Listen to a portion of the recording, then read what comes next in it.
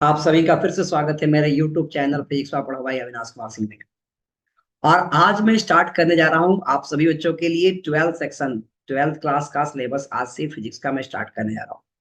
खास करके ये जो होगा, जितने सारे चीजें मैं पढ़ाऊंगा, नीट और जी के लिए बहुत ही ज्यादा इंपॉर्टेंट होने वाला है।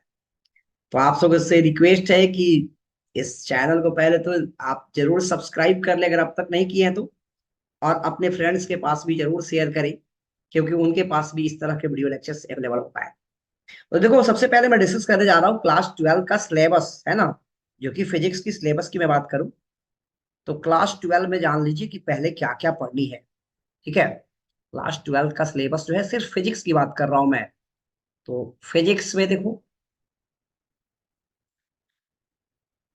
और इसका एक चीज और जान लो कि आप अगर बात करते हैं नीट या जी की सिलेबस के लिए, है ना, तो नीट या जी की यदि बात की जाए, कितने परसेंट क्वेश्चंस जो आने वाले हैं वो 12 सेक्शन से आने वाले हैं। तो ये अप्रोक्स जो आएंगे आपके पास, 60% के आसपास क्वेश्चन आने वाले हैं अप्रोक्स। एग्जैक्टली नहीं बोल रहा हूं, ऐसा नहीं कि हाँ सर एकदम 60% ही आएगा क्या, ऐसा बिल्कुल भी नहीं है ना। एकदम दिमाग में मत डालना है कि सर तो बोले तो 60%, इस बार तो सर 65% आ गया, थोड़ा कम गया कभी। तो वही ऐसा मैंने सिर्फ अप्रोक्स वैल्यू बोली है। चलिए चैप्टर्स की बात करते हैं, और उस चैप्टर्स के बारे में थोड़ा डिस्कस भी करते चलेंगे कि आपको क्या क्या पढ़ना है। देखो, सबसे पहले मैं बात करने जा रहा हूँ इलेक्ट्रोस्टैटिक्स का पार्ट। तो पहला चैप्टर जो है, अगर आप एनसीईआरटी को फॉलो करते हैं तो एनसीईआरटी के अनुसार जो हमारा पहला चैप्टर है वो चार्ज के बारे में है ना। पहला चैप्टर आपके पास है इलेक्ट्रिक चार्ज, एंड इसी के साथ अटैच्ड है एंड क्या, इलेक्ट्रिक फील्ड या फील्ड की बात करते हैं, पहला चैप्टर। ठीक है। और इसका दूसरा जो पार्ट है वो है इलेक्ट्रिक पोटेंशियल एंड, ठीक है, इसके साथ एक और चीज जुड़ा हुआ है क्या, इलेक्ट्रिक पोटेंशियल एंड कैपेसिटेंस। ठीक है, कैपेसिटेंस। चलो भैया, पहले बात कर लेते हैं कि है दोनों में क्या क्या पढ़ना। पहले तो ये जान लो, चार्ज के बारे में तुम लोग पढ़े भी हो। अब फील्ड, फील्ड क्या है। फील्ड का मतलब होता है क्या, सिंपल सी बात है, एरिया। एरिया या क्या, इलाका। एक एरिया कुत्तों का होता है, नहीं ऐसा बोलते थे कि ये इलाका कुत्तों का होता है, शेर का नहीं, ये सब फिल्मों में पढ़ते थे, सुनते थे। भाई एक्चुअली वही बात करते हैं, फील्ड का मतलब होता है किसी चार्ज के आसपास का एरिया, यहाँ तक कि उसका क्या हो, इफेक्ट हो। तो इसकी स्टडी करेंगे। कैपेसिटेंस, अगर मैं बात करूं, कैपेसिटर का नाम से तुम परिचित होगे, कंडेंसर। फैन में यूज करते हो, है ना। फैन में होता है सिलेंड्रिकल शेप का लगा होता है, एक सिलेंड्रिकल शेप की ऑब्जेक्ट तुम देखते हो लगा हुआ। और जब उसको परचेज करने जाते हो तो स्पार्किंग करके चेक की जाती है। यानी स्पार्किंग करके चेक करते हो तो स्पार्क अगर शो कर रहा है, डेट इज क्या, उसमें चार्ज स्टोर हो रही है। तो ये क्या है, चार्ज स्टोरिंग डिवाइस है। तो देखो, इससे दोनों जो चैप्टर जो मिला के अगर हम बात करें, तो इनके जो क्वेश्चंस जो आएंगे नीट में या जी में आजकल जो आ रहे हैं क्वेश्चंस, वो अप्रॉक्स 8 to 10% क्वेश्चंस आ रहे हैं, है ना। नेक्स्ट 3 से 4 साल की यदि बात की जाए तो इधर यही पैटर्न चल रहा है, खास करके जब से ऑनलाइन चल रही है क्या। तो भैया देखो, अगर मैं बात करूँ नीट में, तो अप्रॉक्स जो क्वेश्चन यहाँ से आएंगे वो होते हैं करीब करीब 3 क्वेश्चन। यहाँ से होते हैं, एक भी हो सकते हैं, दो भी हो सकते हैं। जी में भी होगा, जी में 25 क्वेश्चन रहते हैं फिजिक्स के आपके पास, जिसमें अप्रॉक्स क्वेश्चन यहाँ पे से हो सकता है आपके पास 3 क्वेश्चन के आसपास की क्वेश्चन से मिलने वाली है। चलो, अगर मैं बात करूँ ये दोनों मिला के अगर बोलोगे, तो इस कंबाइंड चैप्टर का नाम क्या है, इलेक्ट्रोस्टैटिक्स बोलते थे। तीसरा नंबर में बात कर रहा हूँ, जो कि है करेंट इलेक्ट्रिसिटी। Current electricity. अब बच्चों से जैसे मैं पूछता हूँ कि बेटा बता दे करंट क्या है, तो बच्चों के दिमाग में आती है सर की the rate of flow of charge. देखो, अगर मैं इलेक्ट्रिक करंट की बात करूँ तब rate of flow of charge, और सिंपली तुमसे पूछा जाए कि व्हाट इज करंट, तो इसका मतलब flow of anything is called current. अगर एयर फ्लो कर रही है, एयर करंट है भैया। अगर मान ले कि वाटर फ्लो कर रही है, वाटर करंट है भैया। यहाँ पे अगर चार्ज फ्लो कर रही है तो होती है क्या, इलेक्ट्रिक करंट होती है। क्वेश्चन की बात करते हैं, यहां से भी क्वेश्चन जो आते हैं तुम्हारे मात्र एक चैप्टर से, ये भी आएंगे 8 to 10% के आसपास क्वेश्चन आएंगे। इन दोनों कंपटीशन में यदि बात कर ली जाए तो चौथे नंबर पे यदि बात करते हो तो तुम्हारे पास जो चैप्टर है वो है इलेक्ट्रोमैग्नेटिज्म। इलेक्ट्रोमैग्नेटिज्म, ठीक है। नाम से ही पता चला, इलेक्ट्रो प्लस मैग्नेटिज्म। यानी हम बातें करेंगे इलेक्ट्रिसिटी के कारण से मैग्नेटिज्म का आना, जिसको कि तुमने 10th क्लास अगर पास किया ही होगा सारे बच्चों ने भाई, तो उसमें पढ़ना था क्या, इलेक्ट्रिक करंट का मैग्नेटिक इफेक्ट ऑफ करंट पढ़ते थे, है ना। वो चीजें यहाँ पे पढ़ने को मिलेंगी। लेकिन इसके साथ एक और चैप्टर जो अटैच्ड होती है, वो है आपका क्या, मैग्नेटिज्म। मैग्नेटिज्म एंड क्या, मैटर। तो ये देखो दोनों चैप्टर एक्चुअली में कंबाइंड समझ सकते हो। ये दोनों चैप्टर किससे रिलेटेड है, मैग्नेट से। क्वेश्चंस की अगर बात करें यहाँ पे कितने क्वेश्चंस होंगे, तो भैया ये दोनों मिला दोगे ना तब फिर से 8 से क्या होगा, 10% होगा। सिंपल सी बात समझ ले। यहाँ पे जो क्वेश्चंस फिर से जो आएंगे इलेक्ट्रोमैग्नेटिज्म से ज्यादा होते हैं, और तुम्हारे मैग्नेटिज्म एंड मैटर से क्वेश्चंस की संख्या कम होती है। अप्रॉक्स 3 क्वेश्चन यहाँ से 1 क्वेश्चन या 2 क्वेश्चन, ठीक है। अब मैग्नेटिज्म में क्या पढ़ना था याद करो, 8 क्लास में ही पढ़ा होगा। सर बार मैग्नेट के बारे में पढ़ते थे ना, कि क्या कर दिया करो, अब बार मैग्नेट को ऐसे स्टेयर कराते हैं सर, तो क्या होता है उसमें साउथ पोल और नॉर्थ पोल का पता चलता है, क्योंकि नॉर्थ और साउथ में जाके स्टिक करती है। सेम पोल में रिपल्सन और डिफरेंट पोल में अट्रैक्शन, पढ़े थे ना। अरे भैया क्या होती है, एक तरह के आदमी में दोस्ती कभी नहीं होगी। अगर दो मजबूत आदमी है तो फटम पट्टी हो ही जाएगा, है ना। और मान लो दो कमजोर आदमी एक दूसरे से दोस्ती करके करेगा, तू भी पिटाने वाला हम भी, तो कौन पिटाई खाना चाहता है यार। दोस्ती जब हुई होती है डिफरेंट पोल्स की बातें करेंगे।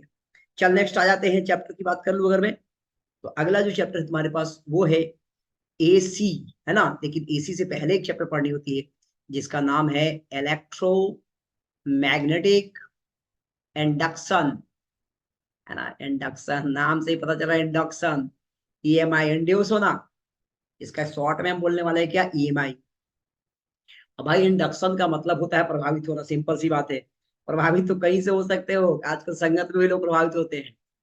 अब दो दोस्त है, मान लो क्या होता है कभी कभी गलत फहमी, कुछ कुछ उल्टा पुल्टा सीख लेते हैं दोस्तों से। अब घर पे जाते तो घर वाला पूछ देता है, बात समझ में आ रही है ना। घर जाओ घर वाला पीट देगा, बेटा तू तो सीख के आ गया अपने दोस्त से, यही सब तू उसे संगत में सीख रहा है उल्टा पुल्टा। तो देख भैया वही बात है इंडक्शन में भी, है ना। लेकिन यहाँ पे क्या है, इलेक्ट्रिसिटी के, हम मैग्नेटिज्म की बात कर रहे हैं, मैग्नेटिज्म के कारण से कहीं इलेक्ट्रिसिटी आ जाए तो उसको बोलते हैं इलेक्ट्रोमैटिक इंडक्शन, ठीक है। ऐसा नहीं कि दिमाग लगा देना है इस, और इंडक्शन जो है चूल्हा उल्हा की बात कर रहे हैं, ठीक है। तो ऐसा कुछ नहीं है। 7वां नंबर पे आ जाते हैं। इसका चैप्टर जो है वो है क्या, अल्टरनेटिंग करेंट। अगली बात, अल्टरनेटिंग करेंट, शॉर्ट में आप सभी इसको जानते हैं क्या, एसी के नाम से। ठीक है, क्वेश्चन थी तुम लोग से, जनरली बच्चे जो होते हैं वो गलत जवाब दे देते हैं कि करंट जो है वो कैसी क्वांटिटी है, स्केलर है कि वेक्टर है। तो बहुत सारे बच्चे बोलते हैं कि सर मैग्नीट्यूडवा भी है, डायरेक्शनवा भी है, तो सर ये तो वेक्टर ही होगा। तो ये जान लो कि वेक्टर नहीं होता है, क्योंकि ये triangle rule of vector addition को फॉलो नहीं करता है। इसके कारण से करंट जो होती है क्या होती है, स्केलर क्वांटिटी थी। और देखो स्केलर है ना, लेकिन जब हम एसी स्टडी करते हैं तो करंट को एज ए वेक्टर ट्रीट करते हैं। वेक्टर हो नहीं जाता है, वेक्टर की तरह हम क्या करेंगे, इसको ट्रीट करने वाले हैं। तो आ जाओ, एसी और ये दोनों मिला के जो क्वेश्चन फिर से तुम्हें मिलेंगे वो उतने ही मिलेंगे, 8 से 10% क्वेश्चन मिलने वाले हैं। आ जाते हैं 8वां नंबर चैप्टर, जिसका की नाम है क्या, इलेक्ट्रोमैग्नेटिक वेव्स। इलेक्ट्रोमैग्नेटिक वेव्स, देखो ये बहुत छोटा चैप्टर है, मात्र 2 से 3 लेक्चर में ही खत्म हो जाता है, बहुत छोटा चैप्टर है, ठीक है। लेकिन इससे जो क्वेश्चंस जो तुम्हारे पास आने वाले बहुत कम ही आने वाले भी हैं। ये 4 to 5% क्वेश्चन होते हैं, ठीक है। अगर आपने वेव्स पढ़ा होगा 11th क्लास में, तो भाई वहां पे पढ़नी थी मैकेनिकल वेव और इलेक्ट्रोमैटिक वेव, वही पार्ट यहाँ पे है। अब देखिए ये 8 चैप्टर ऐसे हैं ना जो कि पूरी तरीके से इलेक्ट्रिसिटी से रिलेटेड है। सब जगह दिख रहा होगा इलेक्ट्रिसिटी इलेक्ट्रिसिटी इलेक्ट्रिसिटी। अगर कोई बीच में क्लास अगर मिस करता है तो ये सारे चैप्टर बर्बाद हो जाते हैं, ठीक है। तो आप अगर कहीं से क्लासेस वगैरह आप अगर यहाँ पे अगर सही से आप देखें हमारे लेक्चर्स को, तो कभी भी दिक्कत ही नहीं होगी आपको इसको समझने में, क्योंकि वीडियो लेक्चर अवेलेबल होंगे, आप दोबारा भी रिपीट करके देख सकते हैं। चलिए आगे मैं बात करता हूँ। 9 नंबर चैप्टर जो है वो एक्चुअली में अगर मैं बात करूँ तो वो लाइट का सेक्शन है। और लाइट को स्टडी करने के लिए ब्रांच जो बनाई गई है उसका नाम होता है ऑप्टिक्स। और ऑप्टिक्स में 2 पार्ट है, यानी 9 नंबर चैप्टर की मैं बात करूं तो वो है आपका रे ऑप्टिक्स, ठीक है। और दूसरा अगर मैं बात करूं तो एक और चैप्टर जो है आपका क्या है, तो वेव ऑप्टिक्स। अब देखो बचपन में जो तो पढ़ते थे, 9th 10th में पढ़ते थे, तो एक ही में रहता था, सिर्फ रे वाला ही बात करते थे हम लोग। अब जो है एक और लाइट का पार्ट बढ़ चुका है जिसका की नाम क्या है, वेव ऑप्टिक्स। क्वेश्चंस की बातें करोगे यहाँ से, तो यहाँ से भी क्वेश्चंस आपके आने वाले हैं, 8 to 10% क्वेश्चंस की बातें करेंगे। जी में देखो दोनों सेक्शन से क्वेश्चंस अच्छे आते हैं, इससे भी आएंगे इससे भी आएंगे। और जी एडवांस की बात करो ना, इसके क्वेश्चंस को थोड़ा सा बढ़िया बना दिया जाए तो बच्चे फंसने लग जाते हैं। जी मैंने में इन दोनों के क्वेश्चंस आसानी से होंगे, और नीट में भी आसानी से बनने वाले हैं। आखिर 12th में तो आपका बोर्ड है, उसमें तो बनेगा ही बनेगा, ठीक है। तो ये यहां तक हमने देखा। अब देखिए कुछ और भी चैप्टर्स की मैं बात कर रहा हूं, और वो अलग सेक्शन एक और बांटने जा रहा हूं। इस सेक्शन को मैं बांट रहा हूं क्या, मॉडर्न फिजिक्स। मॉडर्न फिजिक्स, भैया नाम ही से लग रहा है कि मॉडर्न है, कुछ नया है, आधुनिक है। तो ये आधुनिक उधुनिक कुछ नहीं है, देख ध्यान से कि क्या किया है कि कुछ चैप्टर को उठा के रख दिया गया है, कहाँ वाला, केमिस्ट्री वाला। पहले जान लेते हैं कि इसका सर अगला चैप्टर जो है, यानी chapter number 11 actually last chapter में आता है, पर मैं इसको पहले लिख रहा हूँ। ये चैप्टर है आपका semi conductor end devices. Semi conductor and क्या, डिवाइसेस, बहुत इंपॉर्टेंट है आपके लिए, है ना। देन इसमें हम पढ़ेंगे क्या, सेमीकंडक्टर के बारे में, यानी जो मटेरियल्स की प्रॉपर्टी जो होती है कंडक्टर इंसुलेटर के बीच पाई जाती है, वो कहलाते हैं क्या, सेमीकंडक्टर, उनकी स्टडी।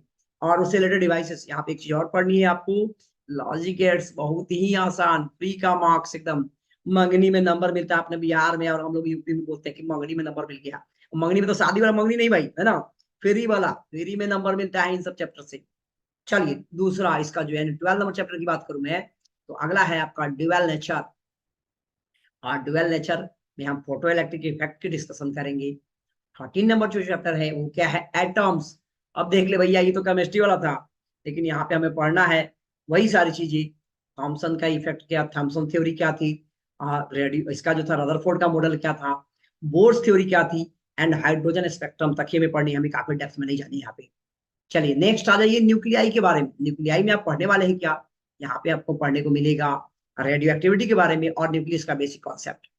और लास्ट चैप्टर जो है वो है क्या, कम्युनिकेशन सिस्टम। देखो ये जी के लिए तो इंपॉर्टेंट है बहुत ही, लेकिन जो है आपके नीट एग्जाम में इसके क्वेश्चंस बहुत ही कम, कम क्या आते ही नहीं है लगभग, अभी तक तो नहीं देखने को मिले हैं। ठीक है, और ये सिर्फ और सिर्फ जी के लिए इंपॉर्टेंट है। ये सभी चैप्टर्स अगर पढ़ जाते हो ना ये पांचों, तो ये मिला के क्वेश्चन जो आएंगे 20 to 22% क्वेश्चन आने वाले यहाँ से। और ये बहुत ही आसान है, यानी ये फ्री का नंबर है। यहाँ पे आप गलती करते हैं तो इसका मतलब आप खुद से चाहते हैं कि हम क्वेश्चन नहीं बनाए ना, यानी कसम खा के जाओगे क्वेश्चन नहीं बने तभी नहीं बनेगा, नहीं तो क्वेश्चन अगर थोड़ा भी पढ़ के जाओगे क्वेश्चन बिल्कुल बनेगा। ठीक है, तो ये था आज हमारा एक सिलेबस एनालिसिस। अगले हम जब वीडियो लेक्चर में आएंगे तो उसमें हम स्टार्ट करेंगे आपका पहला chapter electric charge and field का जो चैप्टर है वो वाला। ठीक है, तो मैं थोड़ा डिफरेंट तरीके से स्टार्ट करूंगा। एक्चुअली मैं इसको 3 पार्ट में पढ़ा के बताऊंगा, तो वो हम बातें करेंगे अगले वाले लेक्चर में। ठीक है, तो आप लोगों से बस एक रिक्वेस्ट है कि जितना भी हो सके इस चैनल को आप क्या करें, शेयर करें, सब्सक्राइब करें, और अपने दोस्तों तक, अपने मित्रों तक, दूर दूर तक पहुंचाने की कोशिश करें। Thank you to all of you. Okay bye.